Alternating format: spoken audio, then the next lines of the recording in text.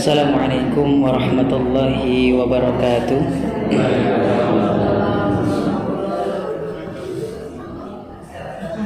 Innal hamdalillah nahmaduhu wa nasta'inuhu wa nastaghfiruh wa na'udzu billahi min shururi anfusina wa min sayyiati a'malina. May yahdihillahu fala mudilla lahu wa may yudlil fala hadiya lahu. Asyhadu an la ilaha illallah wahdahu la syarika lah wa nashhadu anna Muhammadan abduhu wa rasuluhu la nabiyya wa la rasulahu ba'da.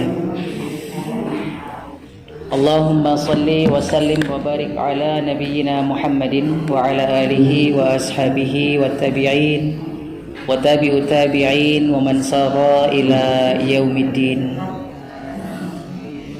Bapak-bapak, ibu-ibu, jamaah sekalian yang dirahmati oleh Allah Subhanahu wa taala. Alhamdulillah, kita senantiasa bersyukur kepada Allah. Senantiasa kita memuji Allah Subhanahu wa taala dengan sebaik-baik pujian kita. Senantiasa kita imtithalu awamirillah wa jtanibu nawahihi fi sirran wa alaniyah zahiran wa batinah. Kita senantiasa melaksanakan apa yang Allah perintahkan kepada kita, dan kemudian kita berusaha menjauhi apa yang Allah larang kepada kita, baik dalam kondisi yang sunyi, kondisi yang tersembunyi, maupun dalam kondisi yang nampak ataupun yang ramai. Dan kemudian kita juga bertakwa kepada Allah dalam kondisi yang itu sifatnya zahir maupun yang itu sifatnya batin. Mudah-mudahan dengan kita menjadi hamba Allah yang selalu senantiasa menjalankan perintah dan menjauhi larangannya, Allah berikan kepada kita kekuatan untuk bisa menjadi hamba Allah yang istiqomah dalam kita mentaati Allah, dan tidaklah nanti kemudian Allah memanggil kita kecuali dalam kondisi kita berserah diri kepada Allah Subhanahu wa taala. Tidak lupa kemudian kita bersolawat salam senantiasa selalu terlimpah curah kepada kekasih kita, junjungan kita, sauri teladan kita, beliau baginda Nabi Allah Muhammad sallallahu alaihi wasallam.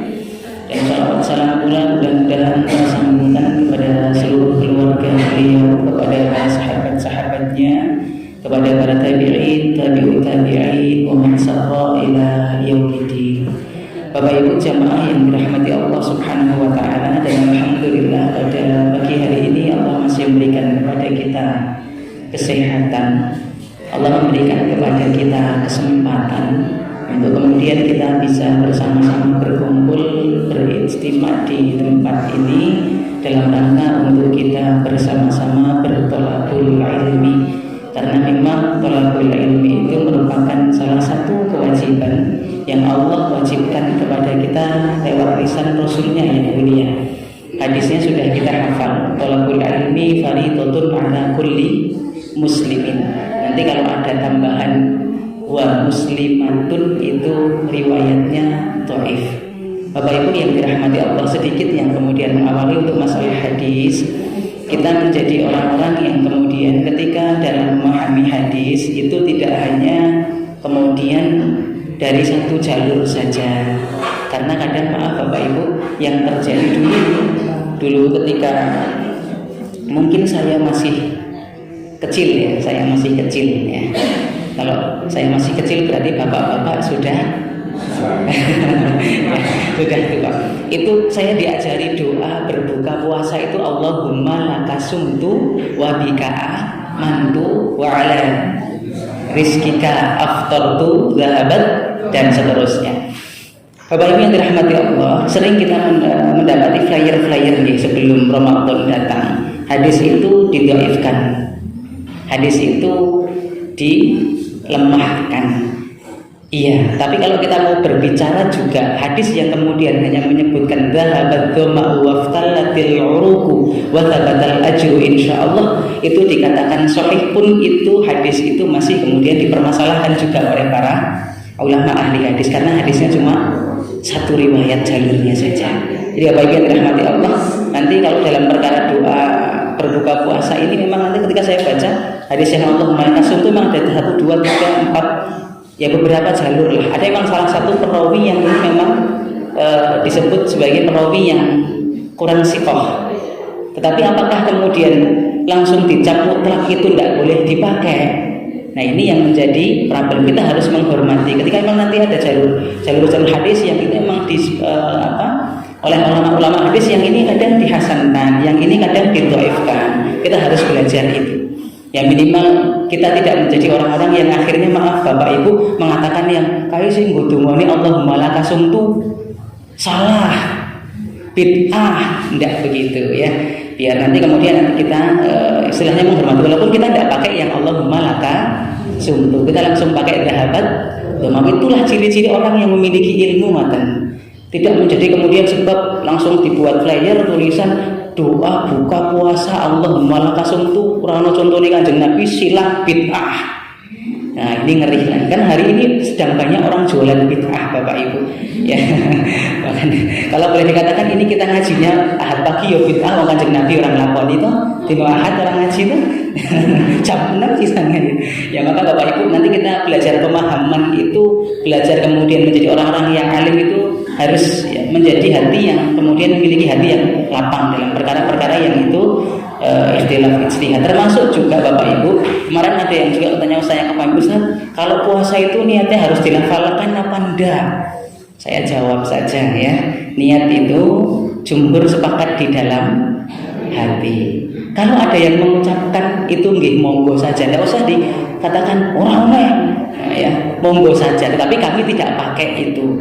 Karena nanti kalau kita mengatakan itu tidak boleh, ternyata ada ulama yang lebih pintar dari kita, itu mengatakan itu termasuk sunnah. Nah, maka Bapak Ibu dirahmati Allah, sing salah itu sebenarnya bukan sing orang ngucapke niat, kalau orang ngucapke niat, sing orang niat sing salah kalau puasa itu. Ya, sing raposo kuwi salah meneh itu ya. Masya Allah. Jadi kita harus menghargai, menghormati saja lah. Ketika perbedaan itu menjadi sebuah ranah yang istilahnya masih ijtihadi, tidak menjadi orang-orang yang akhirnya menghakimi saudaranya, bukan begitu. Bapak Ibu yang dirahmati Allah Subhanahu wa taala, ini mic-nya kok nggak bersahabat sama saya ya? Ya, mati lagi nih Pak ya. Pada pagi hari ini, nah ini nyala lagi, ditutup sih itu ya. Pagi hari ini kita akan membahas salah satu hadis. Nah, mati lagi. Baterainya mungkin Pak ya. Kita akan bahas salah satu hadis yang ini dari sahabat Abis Al-Ghifari ya, bunyi lagi Pak, lenggah mereka mau Pak. Ya. Dari sahabat Abis Al-Ghifari radhiyallahu anhu bahwa Rasulullah sallallahu alaihi wasallam bersabda ya, badiru bil a'mali sittan. Bapak Ibu nanti kita akan menjumpai hadis-hadis yang badiru bi a'mali ini menunjukkan hadis-hadis yang menerangkan tentang kondisi akhir zaman. Ya, badiru bil amali sittan, bersegeralah melakukan amal solih ya, sebelum datang sittan 6 perkara. Yang pertama di sini disebutkan imaratus sufaha. Saya baca komplit dulu ya. Imaratus sufaha wa katsiratus surat wa bai'ul hukmi wa istighfafu bid-dammi wa qati'atur rahimi wa nasqa yadkhiluna al-qur'ana mazamira yaqaddamuna ahaduhum liyaghanniyannahum wa in kana aqluhum fiqhan. Bersegeralah melakukan amal solih sebelum datangnya 6 perkara. Apa itu? Yang pertama imaratus sufaha. Imaratus sufaha ya, itu adalah imarah itu apa? Istri saya. Nama istri saya itu Imarah ya.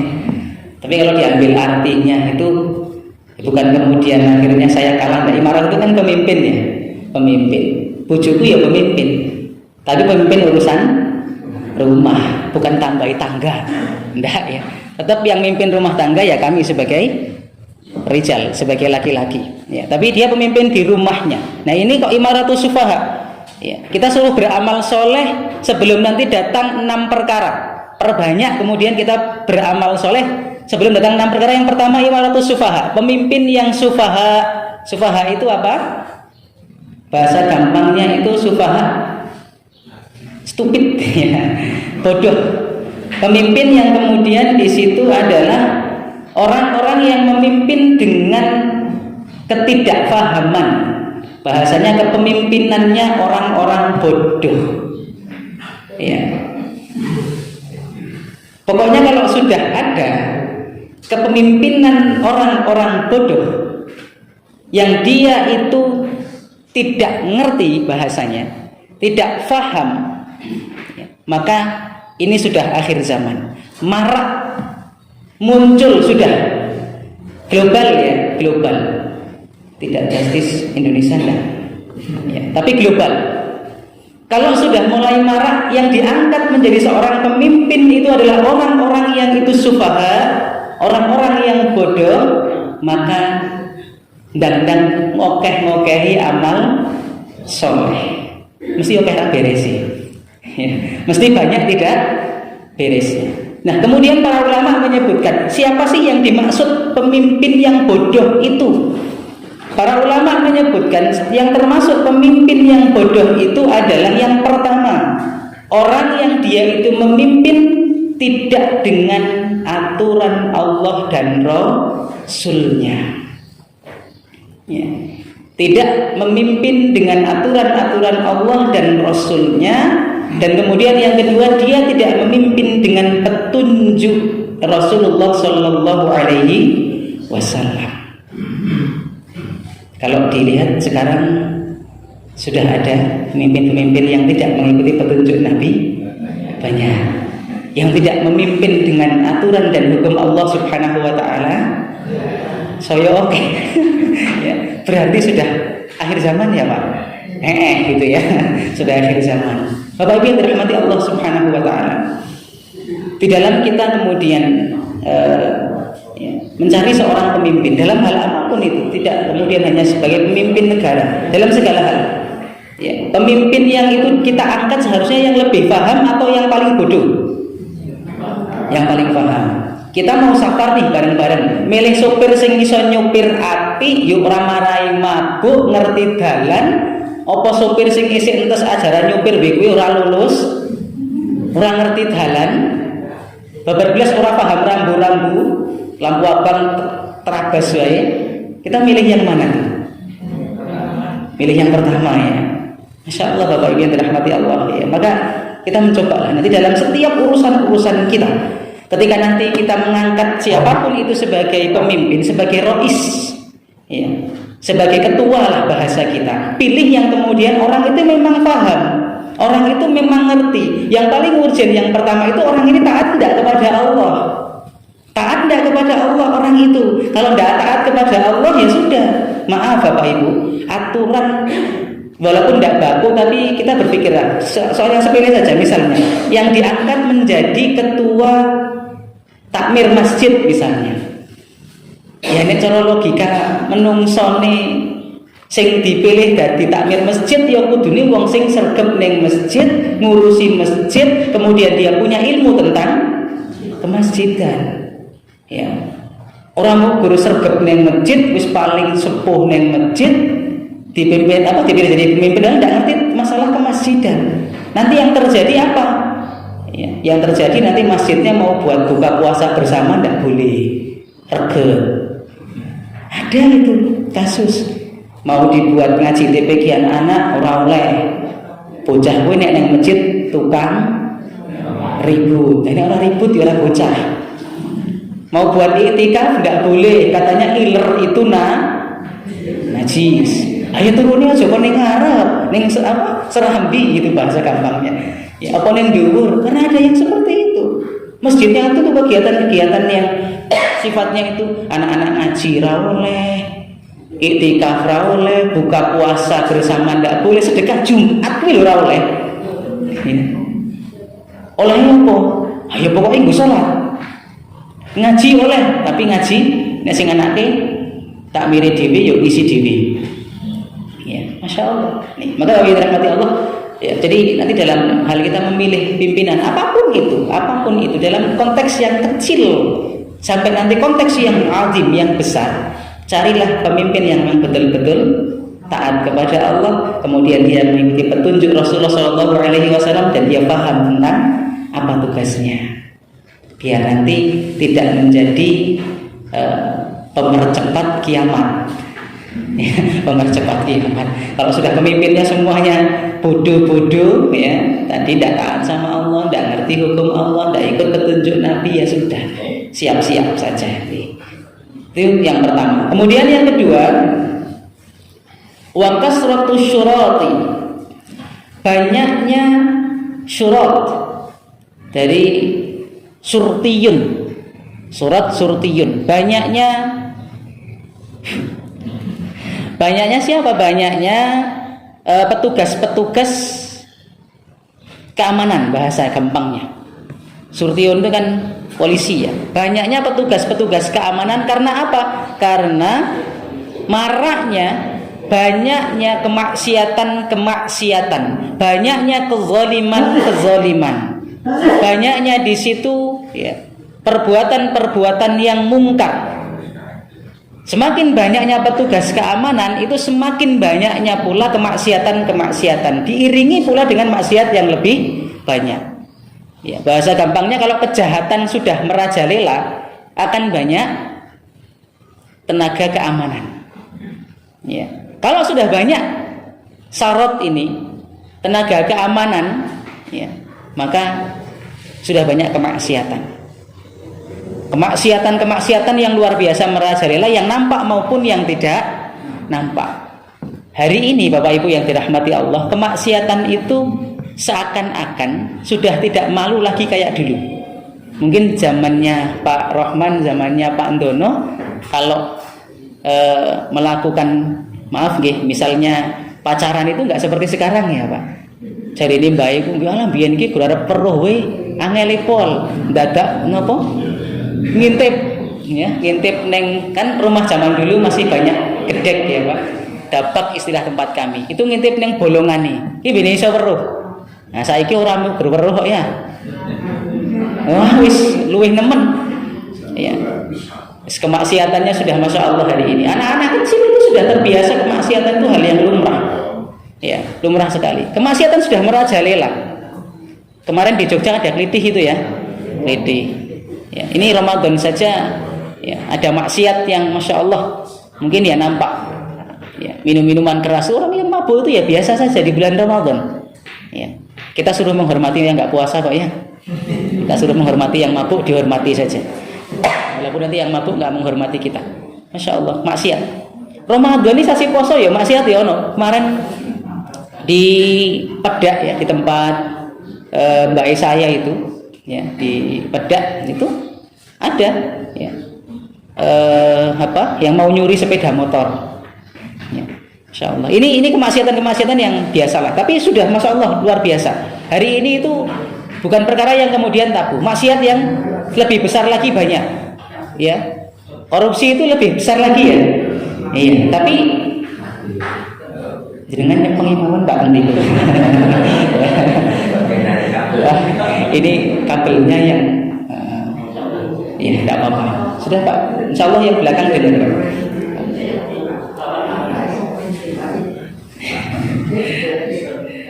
Dan kemudian, ya, kalau maksiat sudah sekali tadi, maksiat itu sudah nggak ada tedeng, ngaling-ngaling lagi, sudah banyak polisi. Nah, kemudian yang kedua, para ulama menyebutkan, mengartikan ini. Saya nggak pakai mic, nggak apa-apa Pak, sudah Pak. Ini ngomong aku tadi kan. Para penafsir hadis ini menyebutkan, termasuk kasratus syurat ini, banyaknya orang yang menyokong, banyaknya orang yang mendukung banyaknya orang yang kemudian menolong, rela mengorbankan dirinya untuk menolong penguasa yang berbuat maksiat. Ya. Jadi termasuk juga kasratus surat diterangkan dalam keterangan hadis ini, orang yang kemudian mereka itu banyak menjadi penyokong, pembela, penolong, pendukung. Siapa tadi yang pertama? Penguasa yang itu bodoh jadi penguasa terus berbuat zalim, didukung sama yang kedua. Ya. Sembuh itu ya. Pokoknya intinya mereka itu ya itu tadi kasratus surtiyun gitu ya. Banyak yang kemudian mereka itu hari ini menjadi penyokong. Ya petugas keamanan tapi menyokong, membela, mendukung siapa? Orang yang zalim, pemimpin yang zalim tadi yang pertama, wis bodoh, ora ngerti apa-apa, banyak berbuat zalim tapi didukung. Nah, banyak yang begitu. Ya. Jadi kalau orang zalim, ya gitu. Ini hadis yang berbicara, bukan kemudian Husain, enggak. Hadis yang berbicara. Banyak sekali orang-orang yang kemudian hari ini sangat kalau digambarkan hadis ini sangat relevan, sangat benar-benar terjadi dimanapun itu tempatnya. Banyak kemudian penguasa-penguasa yang itu memimpin dengan cara yang bodoh, dia tidak paham, tapi kemudian dia melakukan kemaksiatan, melakukan kezaliman, tapi yang mendukung itu banyak, yang nyokong itu banyak. Bahkan syaratnya tadi petugas-petugas keamanan yang seharusnya untuk menghilangkan kemaksiatan tapi mendukung kemaksiatan. Kalau sudah banyak terjadi yang begitu, akibatnya nanti apa? Hukum itu tumpul di bawah, apa tumpul di atas? Tumpul di atas, lancip ke bawah. Nah, ini yang terjadi. Sampun apa dereng? Oh, jenengan boleh jawab dulu. Ya, insyaallah. Berarti sudah akhir zaman nggih. Ngokeh-ngokehi amal soleh. Ya. Yang selanjutnya, ya, ini saya juga tidak bisa lama, jam 7 kurang 5 saya harus sudah meluncur pulang. Yang selanjutnya adalah bai'ul hukmi, yabi'ul hukm atau bai'ul hukmi. Apa itu? Jual beli hukum.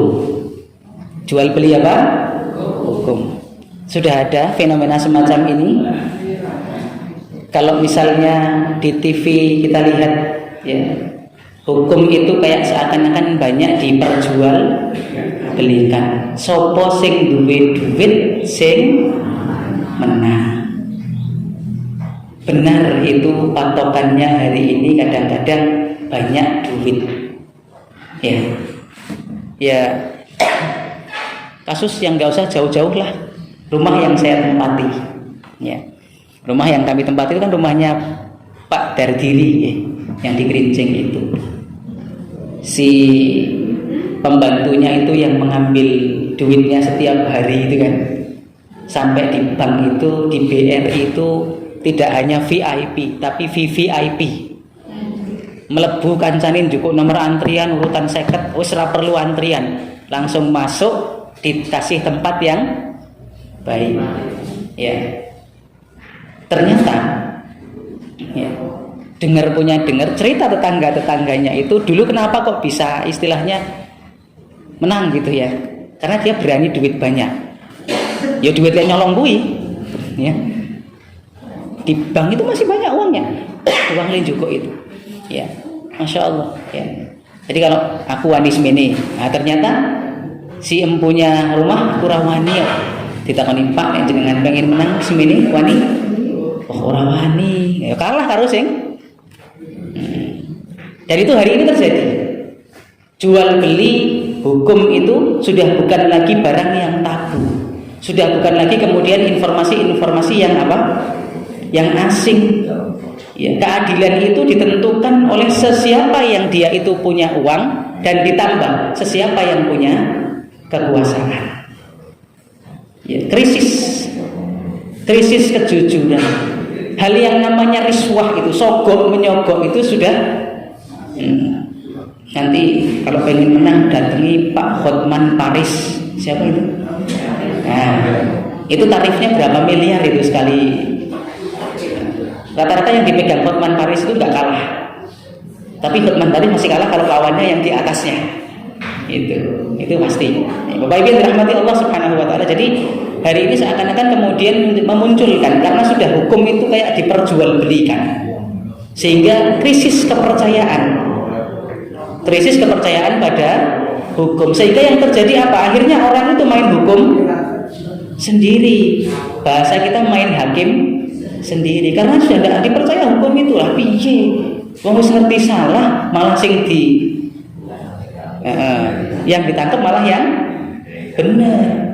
Membela diri itu dulu kan ada kasus ya, membela diri sampai membunuh yang orang mau apa istilahnya jambret itu ya. Nah, itu ditangkap malahan. Itu. Insya Allah. Jadi kejujuran itu sekarang sudah banyak menipis lah, karena sudah terjadi yang namanya jual beli. Hukum itu diperjualbelikan dari segenap lapisan masyarakat yang paling kecil sampai yang paling besar. Ya, jadi sudah ada keadilan itu sekarang itu kalau boleh menangis itu yang di belakang yang megang neraca itu patungnya itu nek bisa nangis itu. Ya, karena sudah tidak adil lagi timbangannya sudah abot sisih ya. Ya padahal jadi hakim, jadi kemudian orang yang memutuskan sesuatu itu Masya Allah pahalanya ya besar, tapi dosanya ya besar.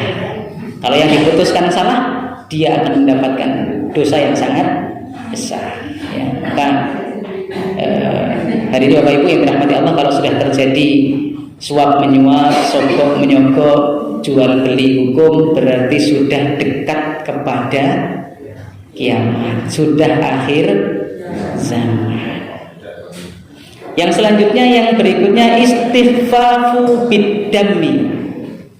Istighfaf bidami itu sudah terjadi yang namanya penyepelean dalam urusan darah. Penyepelean dalam urusan darah. Yang namanya berita pembunuhan itu hari ini cukup banyak ya. Bahkan kalau ada orang dibunuh di depannya itu tidak bisa berbuat apa-apa. Pembunuhan, pertumpahan darah itu sudah menjadi hal yang disebut sebagai konsumsi publik. Dan kesannya kayaknya darah manusia itu hari ini seperti tidak ada ajine. Sangat-sangat disepelekan. Padahal dalam Islam itu satu orang muslim yang terbunuh, ya Masya Allah ngeri sekali itu. Hukumannya ya kisos, balas dibunuh ya. Saya Masya Allah kayak sepele banget loh. Sepele banget. Wes ditabrak motor mati guang neng kalen ya. Ditabrak mati, dibuang di sungai, benko dipangan iwak merah, kelep bosok dibanduli watu barang. Ya Allah, sangat sepele sekali darah itu. Bapak Ibu dirahmati Allah Subhanahu wa taala, kalau kita lihat secara global, hari ini juga masih banyak kita jumpai darah-darah kaum muslimin yang tertumpah. Masih ada, cuman aja beritanya mungkin nggak seperti yang dulu. Di Palestina masih dengan Yahudi masih perang, masih ya. Orang Syiah dengan Ahlu Sunnah yang di Suriah masih di Yaman Sunnah dengan Ahlu Sunnah dengan Syiah masih.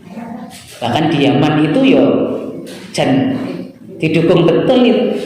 Masyarakat itu mendukung para tentara-tentara yang berperang melawan Syiah di Yaman itu.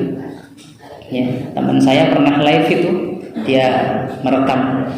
Dan Masya Allah, kalau di pasar-pasar, teman saya itu merekam juga di pasar-pasar, para pejuang-pejuang itu mereka meminta, bahasanya bukan meminta, menghasum kepada orang-orang yang di pasar untuk membantu perjuangan Islam, mempertahankan Ahlus Sunnah melawan Syiah. Itu para pedagang-pedagang dan pembeli di pasar menyerahkan uang-uang mereka untuk memerangi Syiah.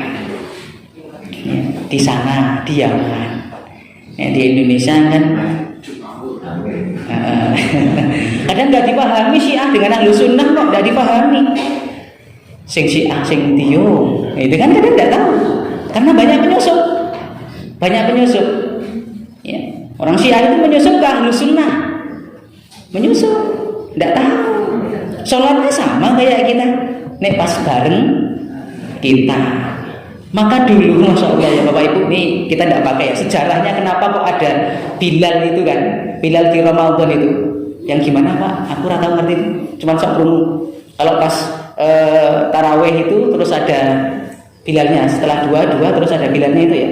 Yang Khalifah apa? Abu Bakar As-Siddiq gitu ya. Radhiyallahu anhu Umar yang selesai itu ternyata sejarahnya itu. Kenapa dimunculkan Bilal? Mereka juga tidak pakai asal-asalan ternyata. Mereka itu para ulama saat itu di Kesultanan Mataram kalau saya tidak salah itu mereka berinisiatif karena orang Syiah itu banyak masuk sholat bersama kaum muslimin. Bersama kaum muslimin itu sholat dan mereka itu para ulama pada masa itu di Indonesia itu ngerti kalau orang Syiah itu tidak senang nama sahabat disebut apalagi pakai radhiyallahu anhum karena mereka melaknati sahabat sehingga pada masa itu mereka berijtihad kalau nanti sudah dapat 4 disebutkan ya kayak Bilal itu sehingga apa yang terjadi orang-orang Syiah yang awalnya sholat tarawih bareng dengan kaum muslimin mereka akhirnya minggat. Nah, itu tuh, maksudnya begitu. Dan kalau kemudian nanti dipaskan dengan dalil, ya kami juga belajar, tapi tidak kemudian kita tidak pakai itu ya. Kami belajar. Ternyata mereka juga pakai dalil yang umum. Tidaklah kemudian kalau nanti kita mencoba, kalau orang yang buka habis nanti, orang yang selepas sholat wajib mau ke sholat sunnah disuruh apa sama Rasulullah? Suruh apa? Bukan zikir. Selepas zikir disuruh ngapain? Bercakap-cakap atau berpindah tempat. Jadi mereka mengambil bercakap-cakapnya itu dengan kalimat yang tadi. Nah, itu dalilnya mereka ternyata. Masya Allah. Jadi ternyata dulu itu para ulama dulu itu berisiar itu ada maksudnya. Ada maksudnya. Kalaupun kita tidak pakai ya sudah kita tidak pakai. Kita tidak pakai itu. Gitu. Ya kita pokoknya yang kita dapati dari Nabi begitu kan gitu. Ya. Tapi mereka juga punya alasan itu. Ya. Luar biasa. Ya. Bapak Ibu dirahmati Allah Subhanahu wa taala. Jadi kalau misalnya hari ini ya kita di Indonesia ini kan masih istilahnya apa ya? Anteng-anteng aja ya. Paling yang ketok-ketok banget itu dulu yang sudah meninggal ya, sudah mati atau meninggal itu. Jalaluddin Rahmat itu. Mati atau meninggal? Is dead ya. Sudah meninggal kan yang tentara itu. Ya. Ini aja di bulan Muharram yang kemarin itu enggak diviralkan lagi padahal banyak sekali Bapak Ibu. Banyak sekali. Enggak usah jauh-jauh lah tetangga kita itu yang Magelang itu ngablak ya. Ada. Banyak itu Syiah. Tempat kami di dekat tempat kami di Bonjol itu bawah itu daerah Ngadirejo itu banyak juga. Naik ke atas itu Wonosobo banyak. Kalau pas pertemuan itu dari Ngadirejo itu bisa berapa mobil ke Wonosobo. Di Wonosobo ada lulusan dari Iran. Syiah ya. Kalau orang Indonesia ke Iran itu ya nanti ya nggak dikasih tahu si Iran itu Syiah enggak, ya diajak keliling gitu, wong Islam Ahlus Sunnah gitu ya. Insyaallah. Bapak Ibu dirahmati Allah Subhanahu wa taala. Jadi kembali ke sini kalau sudah namanya urusan darah itu disepelekan. Urusan darah kaum muslimin disepelekan maka akhir zaman sudah ya sudah sangat-sangat kemudian dekat dengan kiamat. Itu sudah masa akhir zamannya. Yang selanjutnya qati'atur rahimi. Qati'atur rahimi ya. Ini anak-anak kami ada hadis yang mereka hafal. Kelas 6 sudah kemarin ujian hadis 50 hadis yang pendek-pendek saja. Ya, hadis tentang larangan memutus silaturahmi. Ya. Karena ini qati'atur rahimi ini memutus silaturahmi. Maraknya memutus silaturahmi. Ya. Poin yang kelima ini Bapak Ibu yang dirahmati Allah dari hadis Rasulullah yang menunjukkan tentang akhir zaman. Ya, pemutusan silaturahmi sudah mulai ada. Yang pertama, pemutusan silaturahmi hubungan darah dengan darah ada. Ya, kemudian yang kedua, hubungan masih keluarga kerabat yang ada darah tapi tidak sedarah. Ada. Yang selanjutnya memutus silaturahmi bainal muslimin, kaum muslimin. Ya. Kalau hubungan darah dengan darah itu rata-rata ya masalahnya hampir sama dengan yang mungkin istilahnya darah walaupun jauh. Masalahnya paling perkara-perkara dunia. Ya, perkara waris. Bondo sing engko nek dhewe ninggal ya ora digowo. Barusan saya pulang dari Al-Amin, kemudian ada kultum di masjid kami. Nah, ini alhamdulillah masjid saya tuh kalau Ramadan yang di sebelah rumah itu nek Ramadan full 30 hari kultum subuh. Yang dimulai jam 5 sampai jam 6. Kemarin ada yang isinya bagus, kata istri sih, wong saya kan juga jarang ya. Yang menyarankan sholat syuruk, sholat isyraq. Yang tadi pagi itu cerita tentang Nabi Idris yang didatangi oleh malaikat Israil. Ini saya belum cek riwayat cerita itu. Ya, jadi malaikat Israil datang ke Nabi Idris. Kan kalau Nabi itu didatangi malaikat pencabut nyawa itu kan rata-rata Nabi seperti itu ya, didatangi. Ya, terus Nabi Idris itu sama orang itu datangi, terus ini orang kok aneh ya, masa uang kok orang buang air kecil, orang buang air besar. Lalu ditanya, ya, sopo kamu gitu kan? Jawab, saya malaikat Israil. Oh, ditekani malaikat Israil, kaget ora? Kaget ya, kaget. Napa jenengan ajeng beanan kali malaikat Israil? Kat, malaikat. Aku tak training sih, ajar gitu ya, kursus. Kan enggak ya? Kalau malaikat Israil sudah datang kepada kita itu, gelem ra gelem nek dijak ya kudu melu. Ya. Orang terus engko sik malaikat Israil, kok aku durung ngerjakke PTK ini ya, guru-guru saya kan kayak PTK ya, Pak. SD itu dapat tugas PTK, pun SMP ada, Pak. Enggak, guru SD kan dari PTK saya ini ya. Penilaian tindakan kelas koyo zaman kuliah biyen. Ya. Guru di sekolah meneh gitu. Ya. Nah, kalau sudah datangi malaikat Israil sudah tidak bisa apa-apa kita. Derek malaikat Israil ikut kepada malaikat Israil bahasa umumnya, tapi kita sebut malaikatul maut, kita harus ikut kepadanya, dan apa yang kemudian kita itu miliki ditinggalkan. Maka Bapak Ibu yang dirahmati Allah, Rasulullah SAW bersabda, la yadkhulul jannata qati'ur rahimi. Tidak akan masuk surga orang yang dia memutuskan tali silaturahmi. Orang bakal mlebu swarga, la yadkhulul jannata hatta la yadkhulul jannata qati'ur rahimi, orang yang dia memutuskan tali silaturahmi. Saya enggak memutuskan, Ustaz, dia kok. Nah, terus sampai melu. Engko ae sing gawe goro-goro aku yo melu kok, mosok wah dibalang watu, mbales sing roti males. Om dia yang memutuskan kok, ya lu salahin dene, ora salahin dene, padha wae. Sami mawon. Ya, sudahlah. Ya, kita pengen jadi orang yang masuk surga, pasti pengen. Kalau kita misalnya maaf hari ini masih memutuskan silaturahmi dengan orang lain, ya, mulai Ramadan ini dan seterusnya jangan diputus, sambung lagi. Sing jenenge tali nek wis diketok ora iso kaya maune ya. Bahasanya itu kan bahasa manusia, tapi bahasa Allah bisa, bahkan mungkin bisa lebih bagus lagi ikatan itu. Ya. Nanti kalau ada orang yang memutuskan tali silaturahmi dengan kita, datangi saja. Kalau tidak didatangi minimal kita telepon. Ora diangkat, diblokir. Parah nih karo nggawa gula, uyah, brambang, bawang, lengo, ya. Taburi ning pinggir omahe wacake, tunggu, jangan ya. Insyaallah ya. Jangan sampai kita qati'ur rahimi lah. Apalagi kemudian sama manusia nih yang sama-sama muslim, hanya karena perkara-perkara yang sifatnya itu ijtihadi menjadi orang yang akhirnya qati'ur rahimi. Ngeri sekali. Saya sudah pernah ceritakan di sini kok di masjid ya. Bagaimana kemudian ketika yang namanya Imam Ahmad bin Hanbal dengan gurunya Imam Syafi'i rahimahullahu taala, mereka berdua itu ada enggak perbedaan dalam ijtihadi? Enggak cuma ada, banyak. Tapi apa kemudian Imam Ahmad memutus tali silaturahmi dengan gurunya? Enggak. Apakah Imam Syafi'i memutus tali silaturahmi dengan Imam Ahmad? Enggak.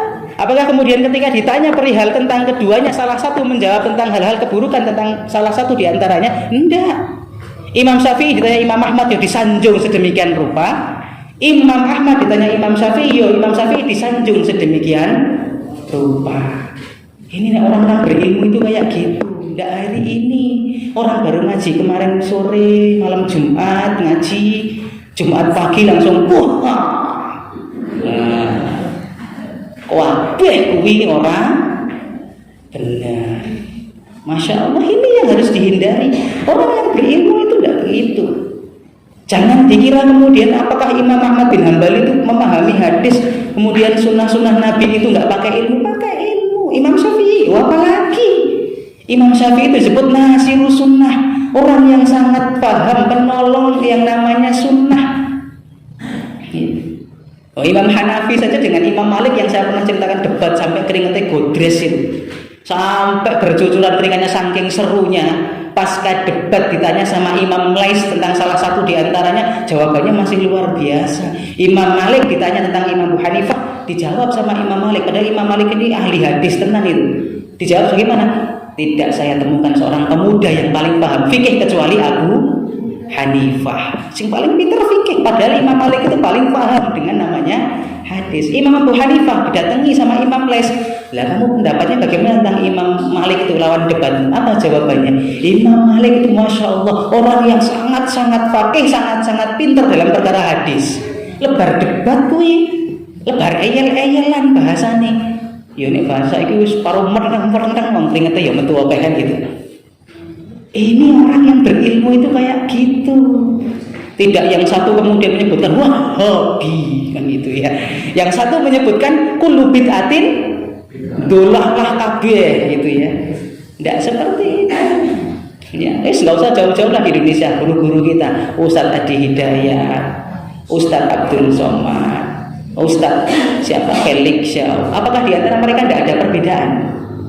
Ada, banyak. Tapi pernah nggak didapati Ustadz Hidayat mengatakan, Ustadz Abdul Somad itu tukang kunut subuh bid'ah itu? Enggak. Karena orang itu memiliki ilmu. Ya. Walaupun ketika ditanya tadi pakai kunut enggak, beliau enggak kunut, enggak meyakini tentang kesunahan kunut di waktu subuh.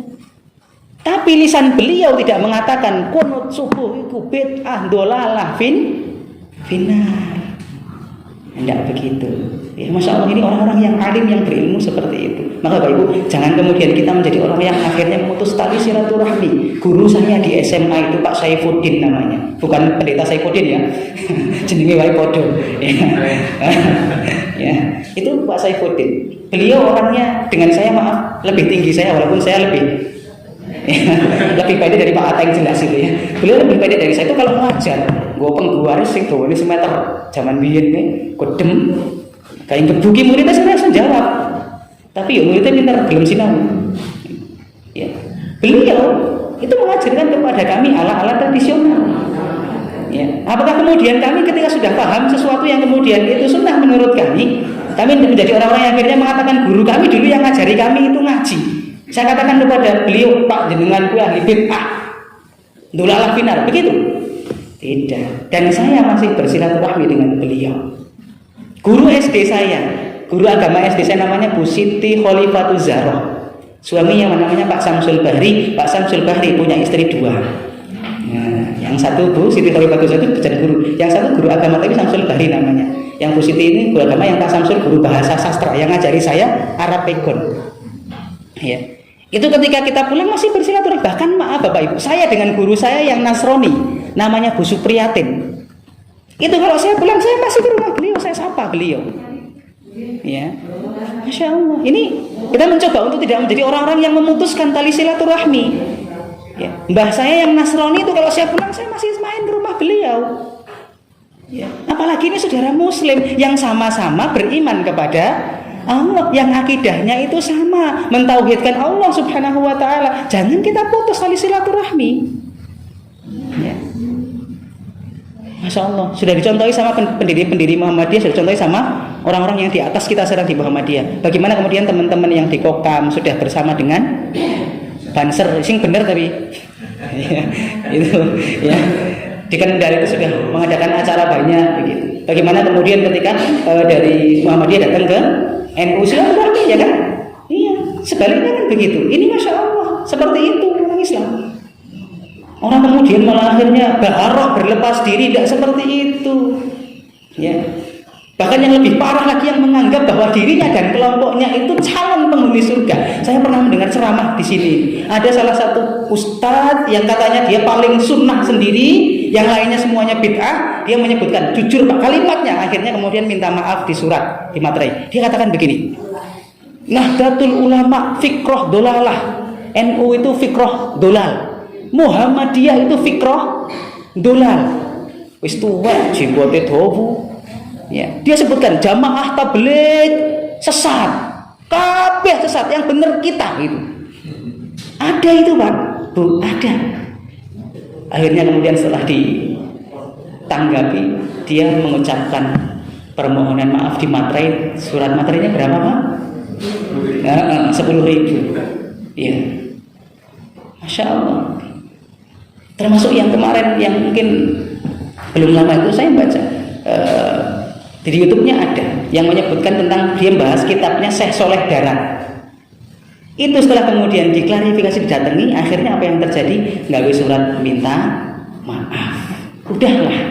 Ya. Kalau dalam ranah-ranah ijtihadi itu tidak usah kemudian kita permasalahkan. Yakini apa yang kemudian kita yakini kebenarannya, tanpa menjadi orang-orang yang gampang lisannya menyalahkan saudaranya. Udah, sikap kaum muslimin seperti itu. Pernah dengar Mbah Yai Haji Ahmad Dahlan menyalahkan Yai Haji Hasyim Asy'ari? Pernah? Tanya cucu-cucunya. Pernah enggak? Enggak pernah. Buya Hamka pernah enggak nyalahkan yang dulu semasa beliau jadi ketua NU? Pernah nyalahkan enggak? Enggak pernah. Buya Hamka itu. Masya Allah, kadang hari ini ada orang-orang yang baru, bahasa gampangnya kami, ngaji kemarin sore sudah menganggap orang yang tidak sama dengan apa yang dipelajarinya semuanya salah. Akhirnya yang terjadi pemutusan tali silaturahmi dengan keluarganya, bahkan saya temukan itu, sampai saya temukan itu. Akhirnya wis ora tak anggap adikku kayak tak, ngopo? Aku disalah-salahke kabeh amalane kok. Gitu. Ya. Benar itu yang terjadi sampai seperti itu. Saya bilang enggak usah, Pak. Enggak usah. Aku di kafir-kafir ke yo, Pak. Aku pas ngisi ngaji ono wong sing kafir-kafir ke. Ya sendiri sisan karo kan gitu. Sampai tak contoni dulu, ada salaman karo orang tua tak ini syirik. Saya minta dalilnya kalau itu syirik, bilang gitu ya. Meneng gue. Baru kira ngerti paling yo iki kan gitu. Saya temukan itu ya. Bapak Ibu rahmatullah subhanahu wa taala. Kemudian yang terakhir ya, yang terakhir ini agak panjang sih pembahasannya. Tapi sedikit sudah saya bahas ketika saya ngobrol-ngobrol dengan Pak Ateng, Pak Dari begitu ya. Di masjid waktu itu tentang apa? Wa naswu yattakhiduna al-Qur'an mazamir yuqaddimuna ahaduhum liyaghanniyahum wa in kana aqalluhum fithan. Yaitu apa? Sekumpulan orang, sekelompok orang yang menjadikan Al-Qur'an itu seperti seruling. Ya. Apa maksudnya seruling itu? Ya bahasa ada yang menyebutkan seperti nyanyian gitu ya. Mereka kemudian sekumpulan orang ini mendahulukan orang yang kemudian dia itu enak suaranya dalam membaca Al-Quran, bagus suaranya, merdu suaranya dalam membaca Al-Quran, untuk mengimami suatu kaum tanpa kemudian dilihat, walaupun orang itu paham tidak dengan Islam, ngerti tidak fikih. Jadi yang dijadikan imam-imam sholat, kalau sudah mulai merebaknya, sudah mulai banyaknya yang dijadikan imam-imam sholat hanya sekedar bermodal merdu tok suaranya, tanpa dicek pula orang itu paham fikih ataukah tidak, paham tentang rukun-rukun sholat ataukah tidak, paham tentang dia sebagai imam ataukah tidak. Ini sudah akhir zaman. Ya. Jadi di masjid kemarin kan saya sampaikan tentang syarat-syarat imam ya Pak. Itu versi yang umum, belum versinya mazhab. Masya Allah. Kalau hari ini hanya menjadikan imam-imam sholat itu yang penting suaranya, merdu tanpa dicek orang itu paham nggak sih tentang fikih sholat? Dia tahu nggak rukun-rukun sholat apa? Dia tahu nggak syarat wajib sholat itu apa? Dia tahu nggak itu namanya sunnah sholat seperti apa? Dia ngerti nggak pembatal sholat seperti apa? Dia ngerti apa ndak adab dia sebagai imam? Kalau dia itu hanya model merdu, tidak ngerti yang semuanya itu, lebih layak yang suaranya biasa-biasa tapi dia paham tentang fikihnya sholat. Ya. Karena yang terjadi kemarin belum lama saya dilapori, Ustadz. Ya.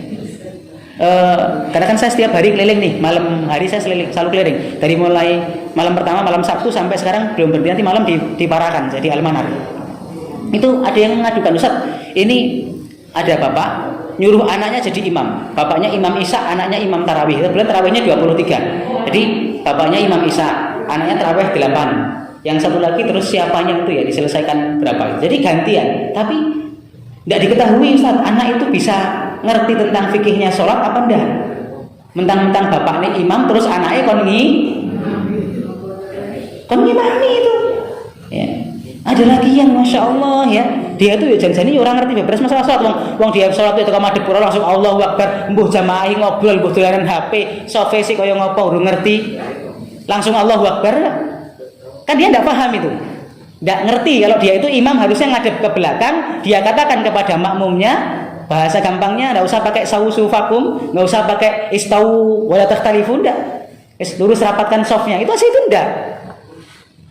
Ya, teko mantep maju, kan bapak ini maju madhepi langsung madhep ngulon, madhep kiblat langsung Allahu Akbar.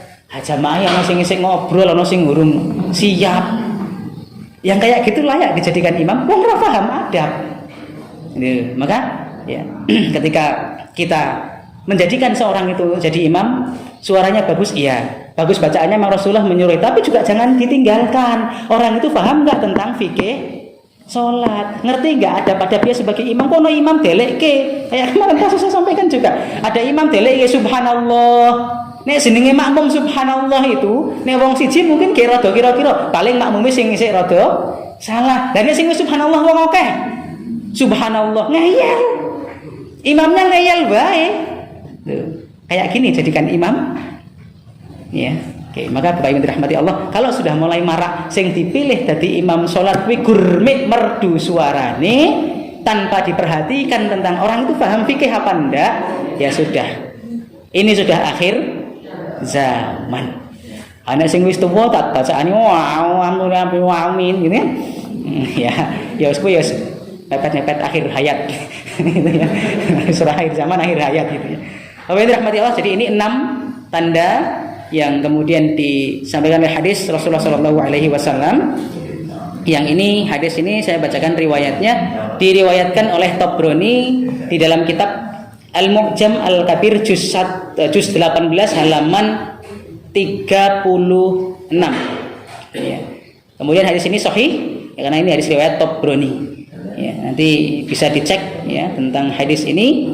Ya, kita ulangi lagi, kita pahami. Ya, tadi ada 6 perkara yang ini memerintahkan kepada kita untuk segera beramal soleh, beramal kebaikan ya, karena ini merupakan ya, tanda akhir zaman. Yang pertama ya, pemimpin yang itu bodoh ya, kepemimpinan orang-orang bodoh. Yang kedua banyaknya syarat, tadi banyaknya petugas keamanan karena banyak maksiat, atau kemudian banyaknya para pendukung atau penyokong ya, pembela para pemimpin-pemimpin yang bodoh. Kemudian yang ketiga ada jual beli keputusan, jual beli hukum. Yang keempat menganggap remeh, menganggap enteng darah seseorang. Kemudian yang kelima memutuskan tali silaturahmi, memutuskan hubungan kekerabatan dengan cara menyakiti dan kemudian tidak pernah berbuat baik dan menyapa serta menjauhinya. Yang terakhir maraknya generasi yang menjadikan Al-Quran sebagai nyanyian. Nanti ini kemudian diterangkan banyak dijadikan imam yang hanya fasih dan indah bacaannya tanpa diperlihatkan atau tanpa dilihat bagaimana kemudian fikihnya. Nanti insya Allah materi ini saya share ke Pak Andari atau Pak Ateng biar nanti bisa di share ke yang lain. Demikian Bapak Ibu yang bisa kami sampaikan pada pagi hari ini. Ternyata sudah jam 7 lewat ya. Nanti saya minta maaf sama anak saya. pada Allah mohon khilaf dan dosa kita, karena kita hanya hambanya yang penuh salah dan dosa kepadanya. Kami akhiri wabillahi taufiq wal hidayah. Assalamualaikum warahmatullahi wabarakatuh.